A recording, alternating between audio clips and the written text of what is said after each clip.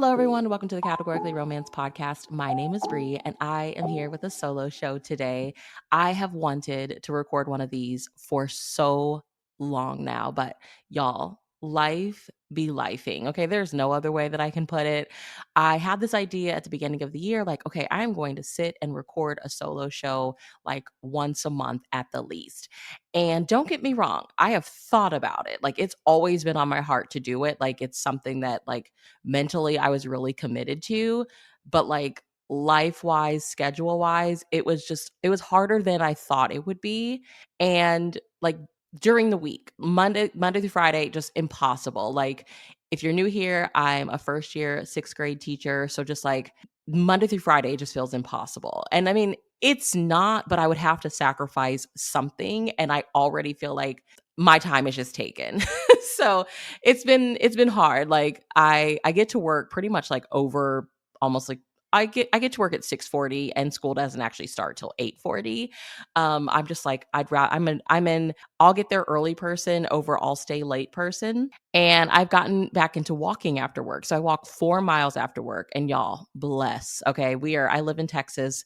We are in our triple digit heat era, like already. Like it is here. But I am like hammering out those 4 miles. It's really good for my mental health. It's a good way to de-stress. Like I have become addicted. Like it is the thing that I look forward to. I look forward to my peach tea lemonade from Starbucks in the morning, and I look forward to my walk after work. Okay.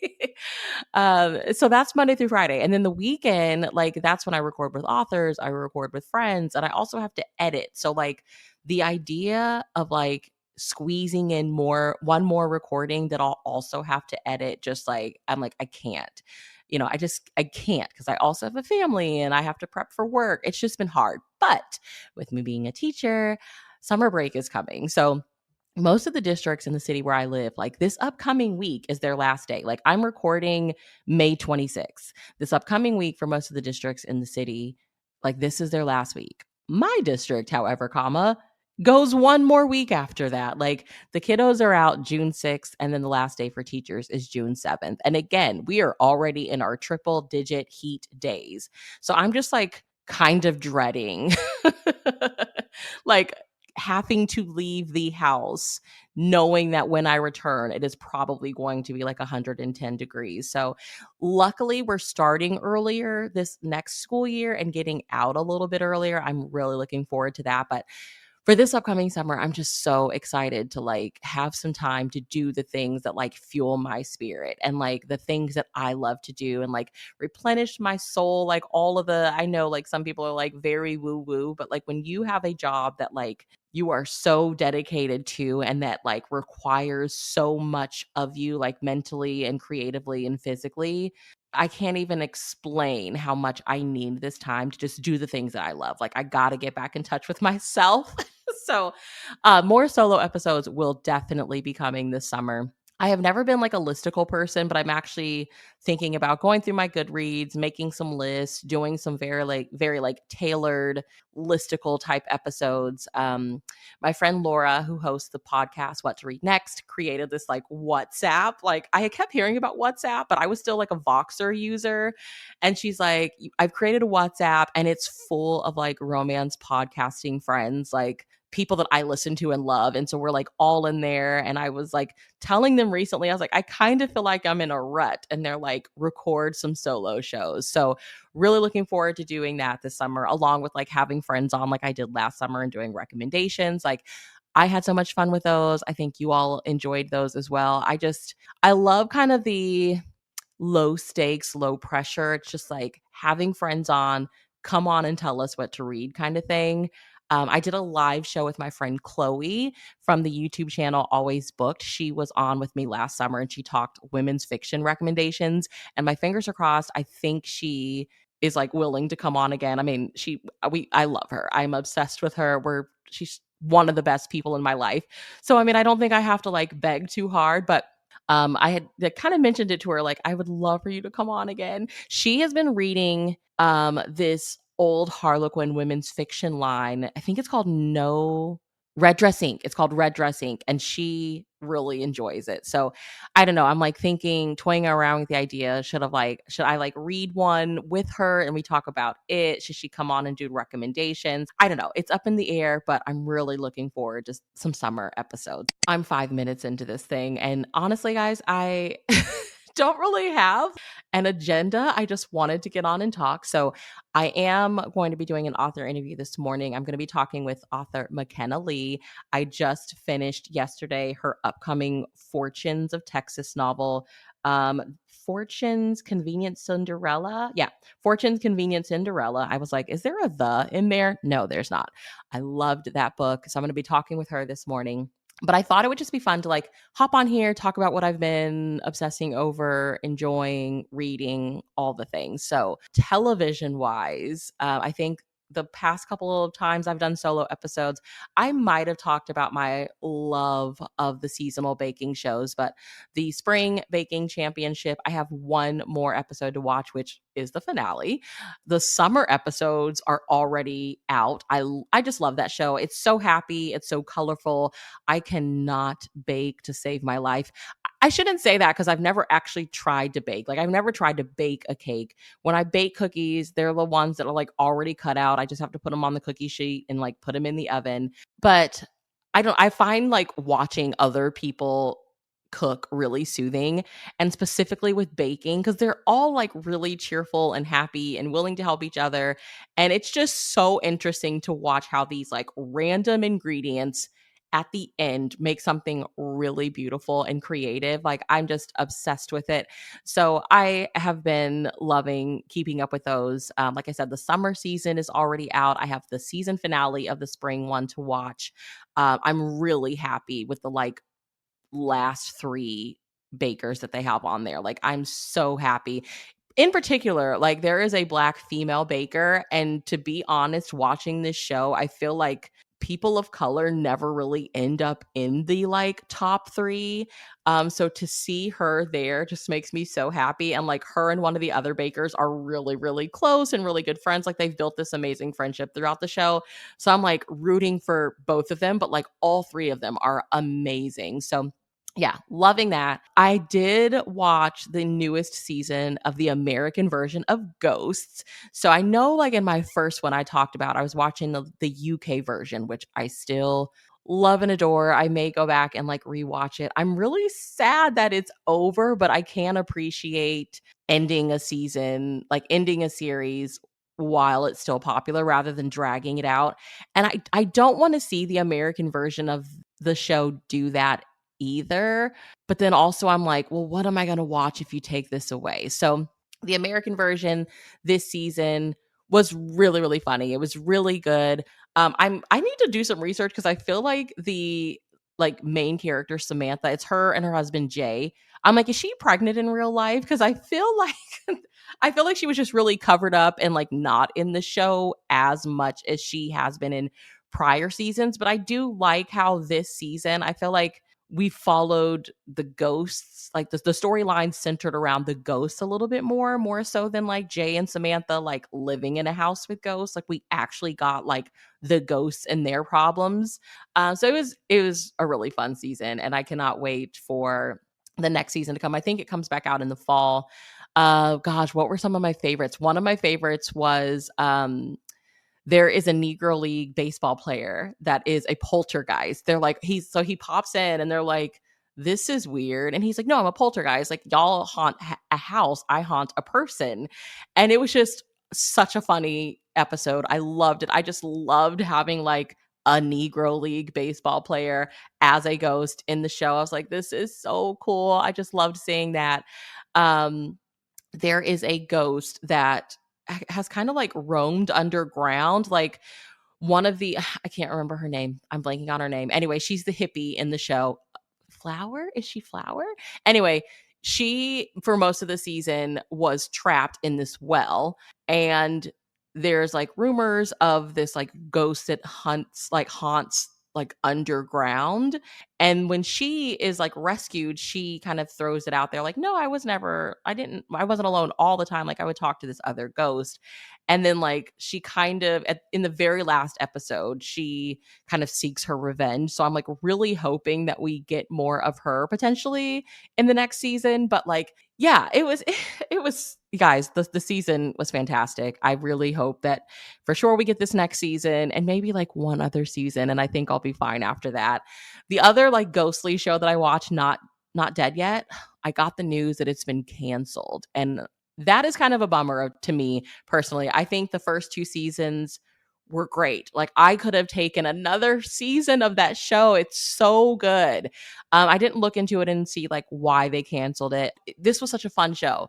So it's sad to see it go, but it is still on Hulu. So if you haven't had the opportunity to watch it, like go stream it. I personally think it was just fun and refreshing. The actors in it I really loved. Like I loved all of their chemistry. I loved all their friendship.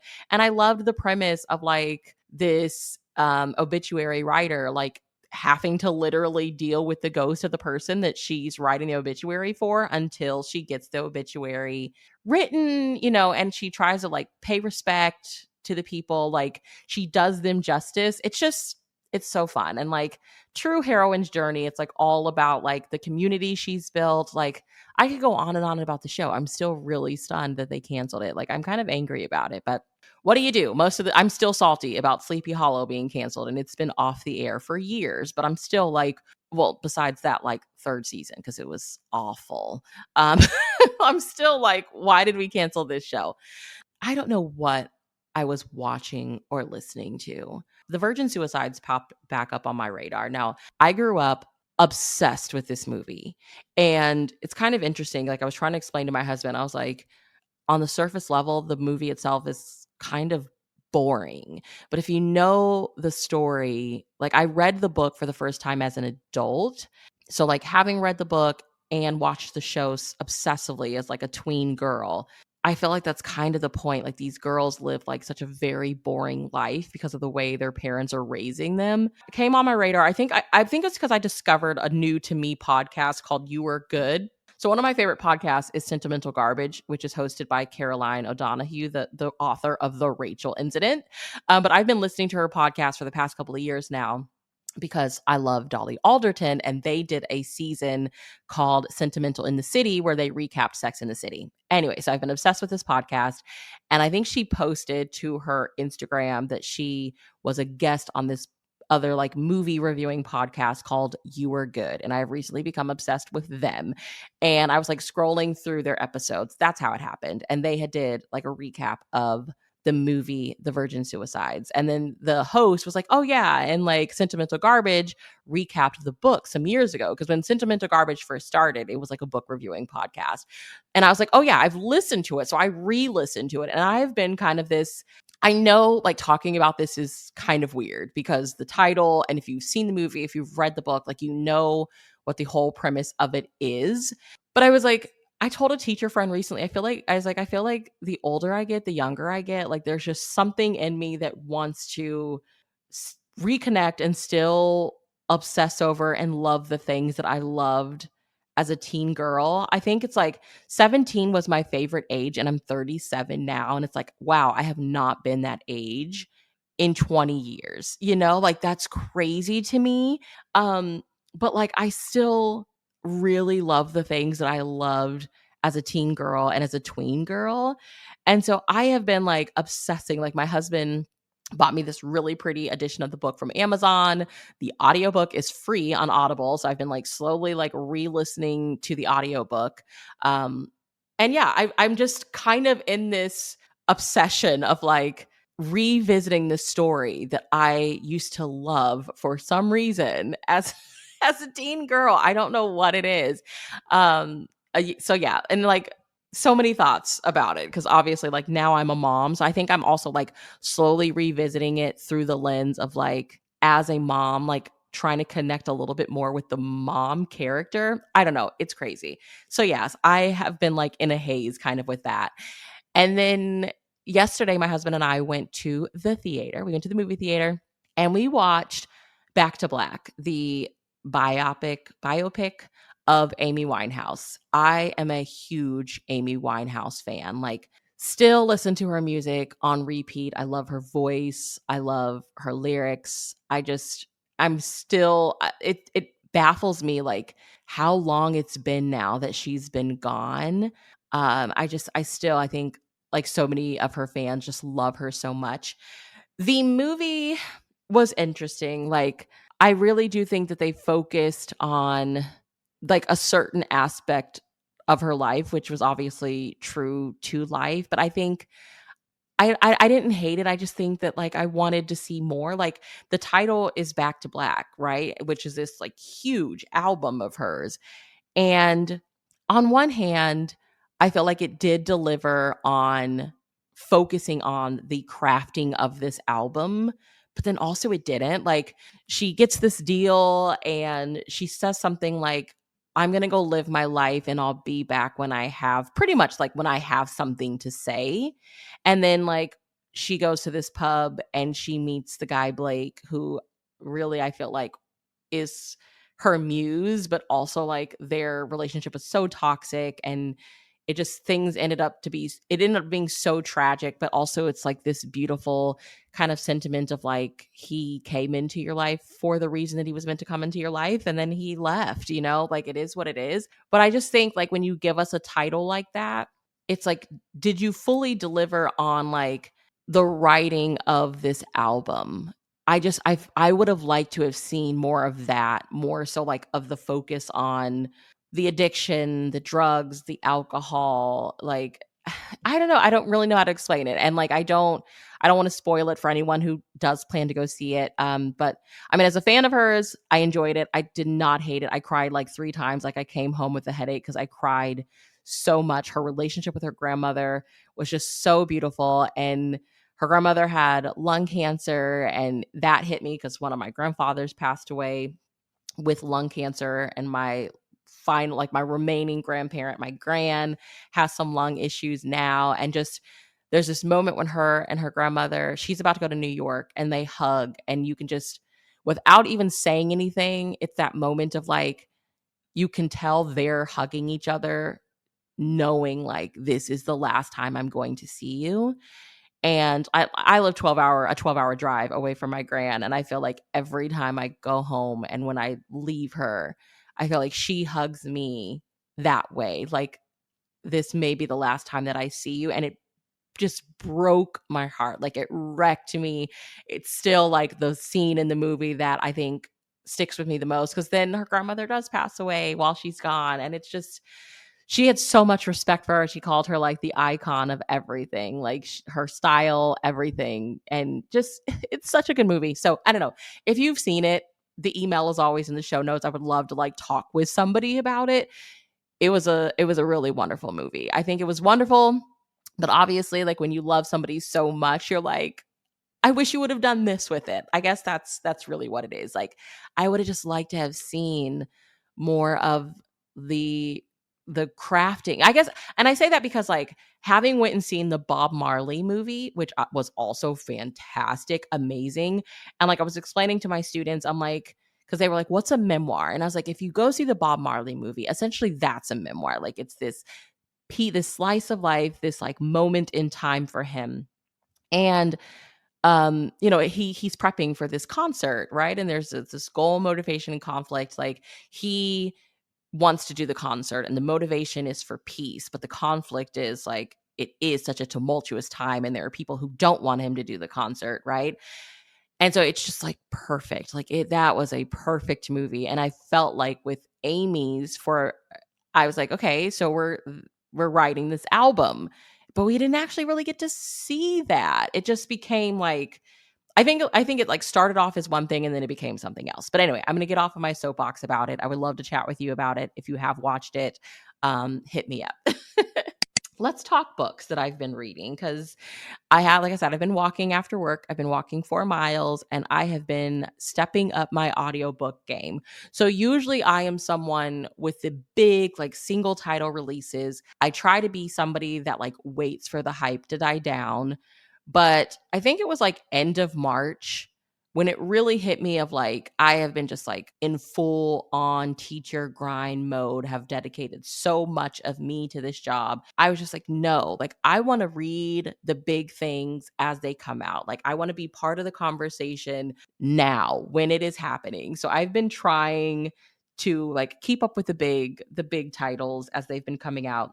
So the I say that, but like the first thing that I want to mention came out like a year ago. So one of my favorite reads of the year was The 7-Year Slip by Ashley Poston.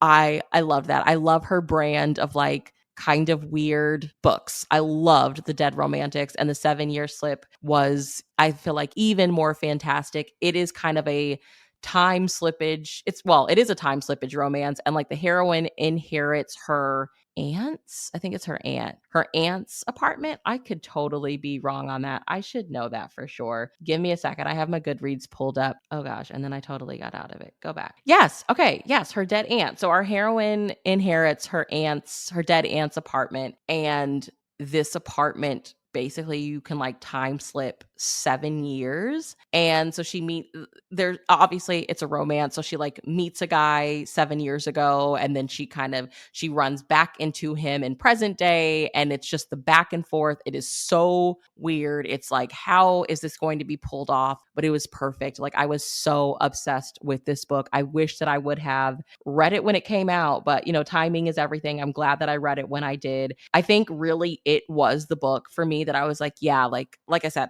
I was walking in and reading it, and I was like, you should have read this when it came out, because people were talking about it. They were loving it. Heck, it's 2024 now. She has a new release coming out, so I'm going to do better. Like as soon as it comes out, I am getting it and I'm going to read it, because she's just someone that so far has really delivered. What else? So then I read How to End a Love Story by Yulin Huang. A lot of people so this one has mixed reviews. I've seen a lot of people like DNF it. A lot of people are like, it's not for them. I personally really loved what she did with this book. This is another one of those books that when you get into it, you're like, how are you going to pull this off? Like, how is this even a romance? The main character is like a YA novelist, and her novel series is being adapted to like a television series or something. And on the writing team is a guy she went to high school with, who essentially is, I don't want to say responsible for her sister's death. Her sister struggled with mental illness, and her form of suicide was walking into traffic. And unfortunately, the driver behind the wheel, when she made this decision, was the guy that they went to high school with and who is now on the writing team adapting her novels. Her and her family like hate this guy, which understand, but also like it wasn't his fault. But nobody really wants to acknowledge that the sister had mental illness. This was a thing. So yeah, she's totally against it, but the writing people are like, yeah, no, like he's one of our best, like he's going to be on the team. So this is their romance. Yes, again, just like I can see why people DNF'd it. It's really hard hitting. My best friend actually started it before I did. I think she got it from Book of the Month, and she was not feeling it at first. So I was a little skeptical, but I was like, you know what? I'm going to go into it. Like Yulene seems super dope. And like just automatically from having her on the show, I was like, yeah, this is somebody that I feel like I can trust with this. And so I got into it and I loved it. Like I really loved this book. She's clearly someone who has read a lot of romance. As she shared in the episode where she was on, I'll leave it linked in the show notes.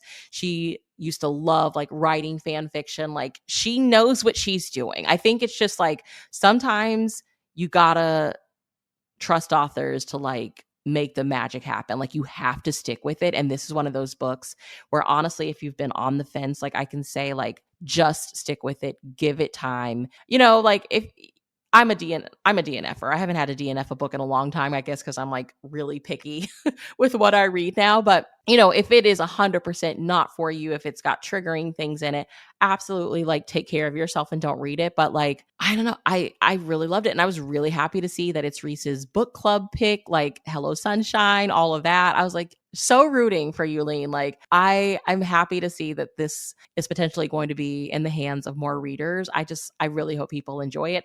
If you have read it, again, like emails always in the show notes, hit me up. I'd love to swap theories with you. Like tell me your thoughts on it. But I thought it was really cool. Then I read Just for the Summer by Abby Jimenez. So I did not know this was like part of a series. Apparently it's part 3. It's number 3 in Part of Your World, that series. Have not read the prior 2 books, but this book, one of my favorites of the year, it wrecked me in the best way possible. I loved this book so much. So it is a romance between, I have to go back because it's been a minute, Justin and Emma. And Emma is a traveling nurse and Justin lives in like, is it Minnesota? And somewhere in Minnesota. Yes. I think it's Minnesota. Yes, Minnesota. So Emma's a traveling nurse and Justin lives in Minnesota.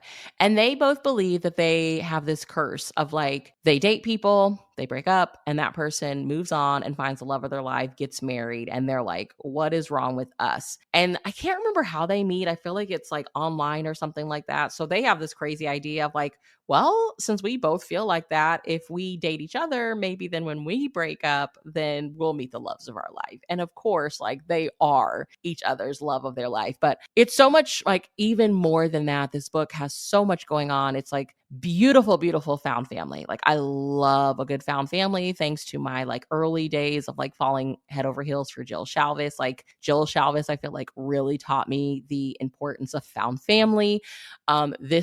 The found family in this book is incredible. The heroine definitely has some mom issues, and mom is on the page, and she is a hot mess. But I do think like if you're an aspiring writer or just whatever, like I think it's a wonderful depiction of like how those relationships shape who we become today, the lies that we tell ourselves, like the lies that we believe about ourselves because of those like really important relationships with those like important people in our lives. Her mom takes her through it. But her mom, she's a piece of work. Okay. She keeps a lot of secrets from her.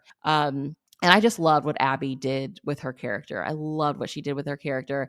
I love the hero Justin, his mom. I don't want to spoil it, but she has to go away for a little while. So he's kind of like in this single dad role all of a sudden with his siblings, and just seeing Emma interact with his siblings was just so fun. This book was so fun and so like gut punching at the same time. Like I can't describe it. I really do think it is a really perfect like summer read. So add it to your TBR if you have been on the fence. If you have not read it, this is me telling you like, yes, read it so we can talk about it because I need somebody to talk about it with. I adored that book. I adored it. I am tempted now to like go back and read the rest of the series, but for some reason like the other books haven't really piqued my interest. But again, like taking my own advice, like I need to just trust Abby and go ahead and read them because this one was incredible. And again, that just went back to me being like, okay, Abby Jimenez is a big deal and she has a new book and I'm going to read it now rather than like wait a year to read it. I'm really happy that I went ahead and pulled the trigger and got it. What else have I read? I read Secretly Married to a Prince by Allie Blake, which is book 1 in the 1 Year to Wed series. That's what it's called, like I guess everywhere else except Australia. I loved it. I think it's a fantastic beginning to a series. I actually have an episode coming up with all of the authors that wrote this continuity. So I'm not going to say too much about it now, but I loved it. Allie Blake is just one of my faves. She's one of my go-to like Harlequin romance, true love forever writers. There's something really fun and sparkly and girly and romantic about her books. And I loved this one. I have been reading. I've been reading the Improbable Meet Cute series. This came out back around Valentine's Day, and they're on Audible. They're free, um, and they're just like short novella listens. The first one was The Exception to the Rule by Christina Lauren. Honestly, I would say this has probably been my favorite so far. The second one was Worst Wingman Ever by Abby Jimenez. What did I rate this one? I rated this one 4 stars. This one follows a hospice nurse. So again, with the nurse theme. And then it's kind of went down from there. Book 3 was Rosie and the Dreamboat by Sally Thorne. I have a weird relationship with Sally Thorne's romances. Like, I personally haven't read one yet that I've enjoyed, that I've like really, really loved, but like I keep going back just hoping that the next one is like my first favorite by her.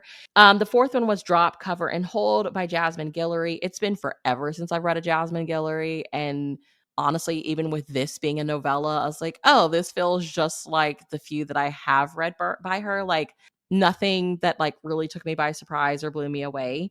And then With Any Luck was number 5, and that was by Ashley Poston. And sadly, this is an Ashley Poston that I didn't enjoy, but it is what it is. It's like, a short novella.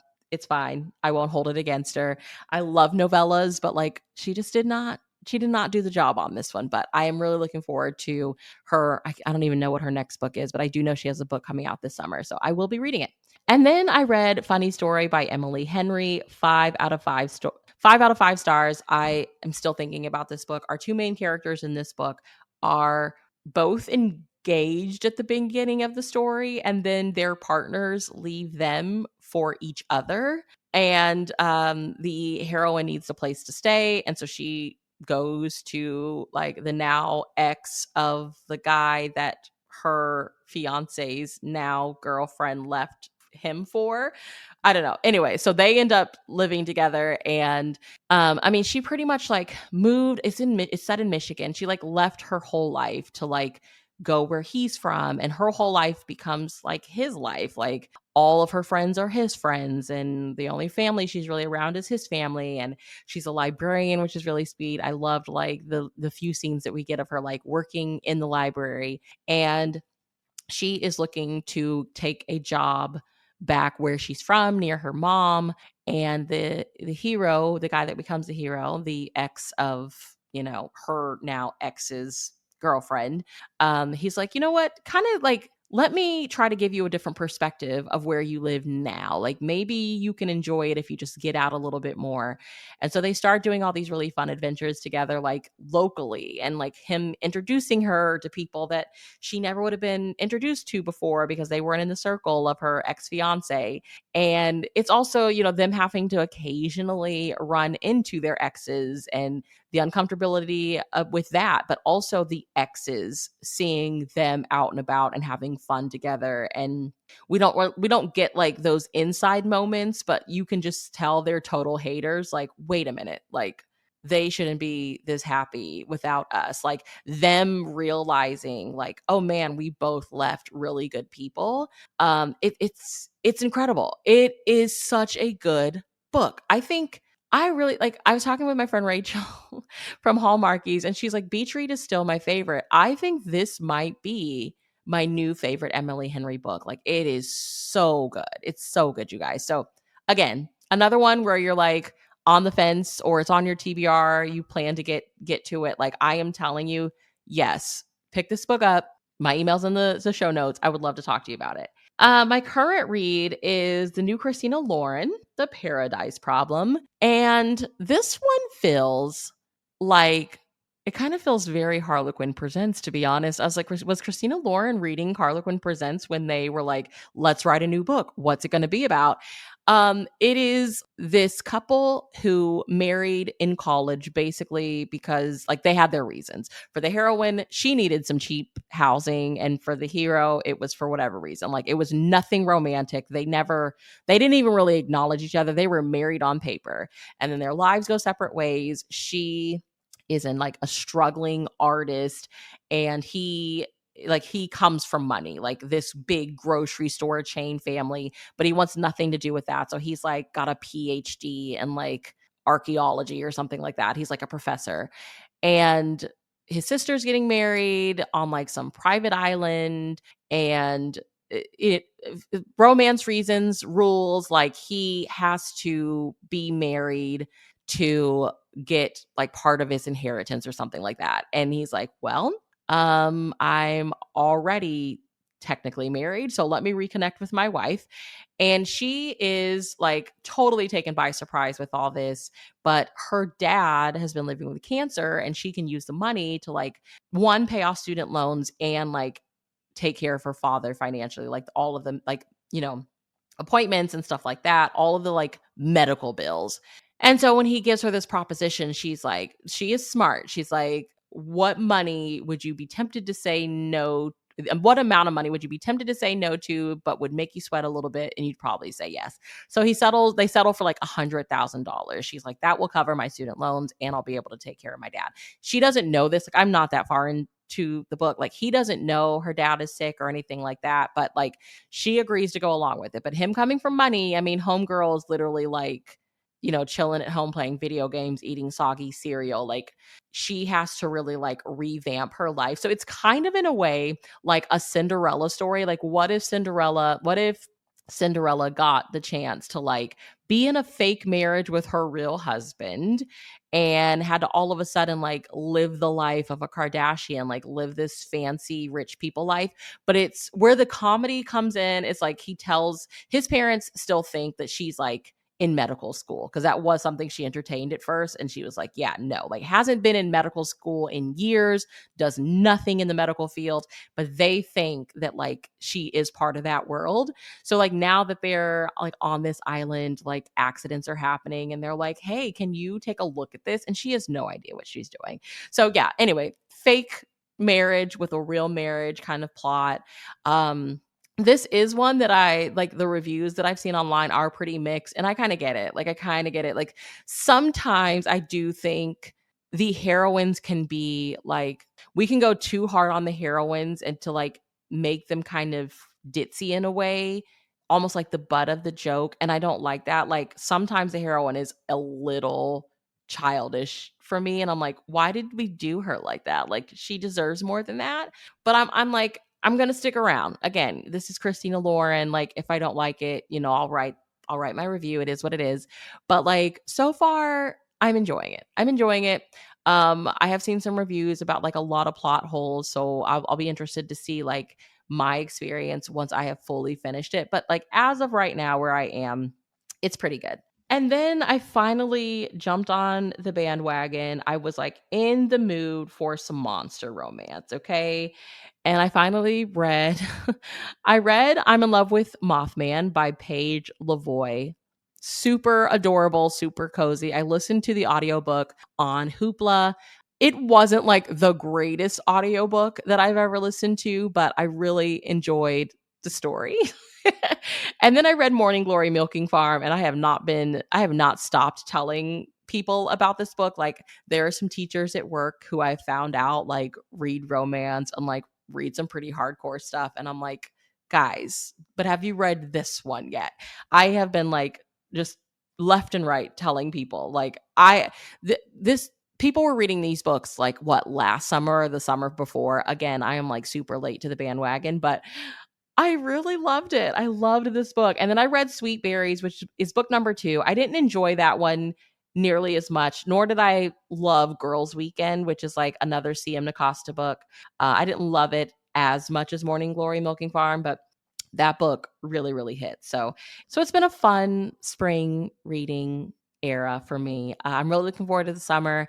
I think I'm going to do maybe like a TBR episode. I do have like a growing stack of books that's becoming a little out of control, but I wouldn't have it any other way. I really like going into summer with like a big stack of books that I want to read. They just range from all over the gamut. Like, I finally want to read The Historian by Elizabeth Kostova.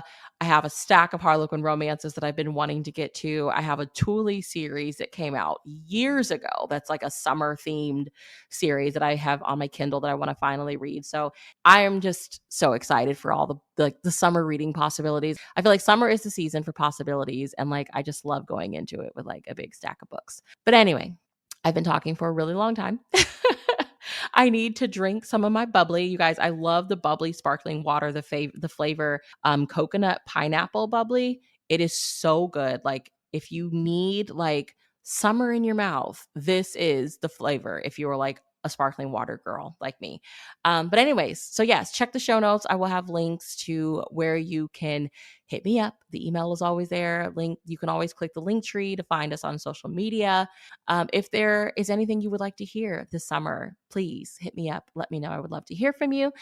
And I think that is it. Until next time, guys, I will chat with you later. Have a wonderful day. Thank you so much for listening. Bye.